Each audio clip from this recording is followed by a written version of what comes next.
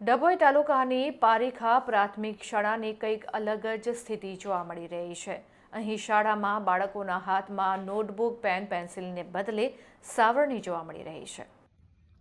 ડભોઈના પારીખા ગામે બાળકોના હાથમાં પેન, પુસ્તકને બદલે સાવરણી દેખાઈ રહી છે। આ શાળામાં કુલ 41 બાળકો અભ્યાસ કરે છે, પરંતુ તેમણે ભણાવવાને બદલે તેમની પાસે શાળાના મેદાન અને રૂમમાં કચરો વાળવવામાં આવી રહ્યો છે।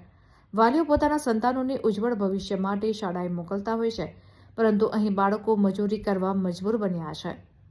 શિક્ષકોની ઘોર બેદરકારી જોવા મળી રહી છે। શાળામાં 2 શિક્ષકોનું મહેકમ છે, પરંતુ વ્યવસ્થા સાવ ખાડે ગયેલી છે। એક શિક્ષક 1.5 મહિનાથી રજાઓ પર છે, જ્યારે બીજા શિક્ષક પણ હાજર રહેતા નથી। સમયના પાલનનો અભાવ અહીં જોવા મળી રહ્યો છે।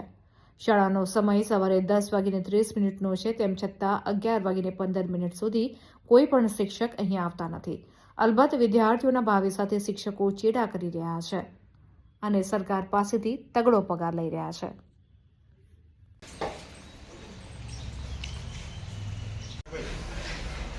હેલો